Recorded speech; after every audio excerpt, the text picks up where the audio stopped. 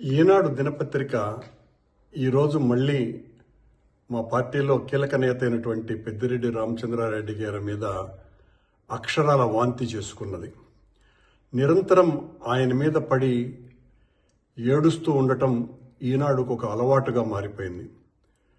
దాదాపు 22,500 ఎకరాలని క్రమబద్ధీకరణ విషయంలో, డీపట్టా ఫ్రీహోల్డ్ విషయంలో క్రమబద్ధీకరణ చేశారని, దీనికి తక్కువ ధరలకు ముందే కొని ఆ తర్వాత పెద్ద ఎత్తున లాభాలతో అమ్మారని ఆ వార్త పూర్తిగా తప్పుడు కథనం. దాని మీద ఉన్నటువంటి ఫైళ్లన్నీ కూడా మదనపల్లి ఆర్డీఓ ఆఫీసులో తగలబెట్టారని, ఆధారాలు లేకుండా చేశారని రామచంద్రారెడ్డి గారి పిఏ మునితుకారం, ఆయనకు అత్యంత సన్నిహితుడైనటువంటి మాధవరెడ్డి అనే వాళ్ళు ఇందులో కీలక పాత్ర పోషించారు. మరో ఆర్డీఓ మురళి దీనికి పూర్తిగా సహకరించారు అనేటువంటి వార్తని గతంలోనూ ప్రచురించింది, మళ్ళీ ఇప్పుడు ప్రచురిస్తుంది. అందులోనూ కూడా ఏదో నివేదిక సమర్పించినారు అని చెబుతూనే మళ్ళీ ఇంతవరకు మునితుకారామును అమెరికా నుంచి రప్పించనే లేదు, మదనపల్లిలో ఉన్నటువంటి మాధవరెడ్డిని ఇంతవరకు విచారించనే లేదు అన్నటువంటి వార్త కూడా రాసింది. ఎందుకు విచారించలేదు మీరు? మరి అధికారం మీ దగ్గర ఉంది కదా, అధికారం మీ దగ్గర ఉండి కూడా మీరెందుకు విచారించేటువంటి ధైర్యం మీకు లేకపోయింది?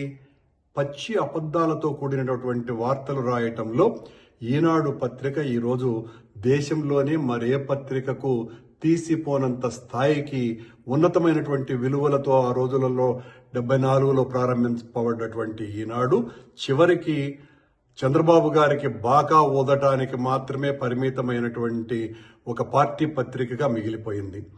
దీనికి సంబంధించి రామచంద్రారెడ్డి గారు ఇంతకు ముందు కూడా చాలా స్పష్టమైనటువంటి వివరణ ఇవ్వటం జరిగింది. మీరు ఏ రకమైనటువంటి విచారణ చేసినా కూడా నేను సిద్ధమని. సాక్షాత్తు 7 నెలల క్రితం డీజీపీనే అక్కడికి పంపించి మదనపల్లికు విచారణ చేయమని చెప్పిన చంద్రబాబు నాయుడు గారు ఆ తర్వాత విచారణ ఏమైంది అన్నటువంటి విషయాన్ని కూడా బయట పెట్టకుండా ఇప్పుడు ఈనాడు పత్రికకు ఎలా తెలిసిందో అర్థమే కాదు. ఈనాడు విచారణలో ఇలా తేలిందని చెబుతూనే ఫలానా వాళ్ళను విచారించలేదు అని చెప్పడం ఒక కాంట్రడిక్టరీ వార్త. అది రామచంద్రారెడ్డి గారి మీద బురద చల్లటానికి, ఆయన బురదను వేసుకొని తుడుచుకోవటానికి ఆయనకు సమయం ఇచ్చేటువంటి కార్యక్రమంగా ఇది మారుతోందే తప్ప నిజంగా అక్కడ ఏ అవినీతికి ఆస్కారము లేకుండా ఆ ఫైల్స్ దహనం కేసులో రామచంద్రారెడ్డికి ఏ సంబంధము లేదు అన్నది సుస్పష్టంగా తెలిసినా ఆయన్ను పనిగట్టుకొని ఇరికించాలన్నటువంటి దుగ్ధ తప్ప మరొకటి కాదు. రామచంద్రారెడ్డి చాలా ప్రజాదరణ కలిగినటువంటి నాయకుడు కనుక ఆయన్ను బదనాం చేసి వైఎస్ఆర్ కాంగ్రెస్ పార్టీని ఈ ప్రాంతంలో బలహీనం చేయాలా అన్నటువంటి ఒక రకమైనటువంటి రాజకీయ ద్వేషంతో ఈ కార్యక్రమాలు చేస్తున్నారు అన్నది ఆ వార్త చదివితే చాలా స్పష్టంగా అర్థమవుతుంది.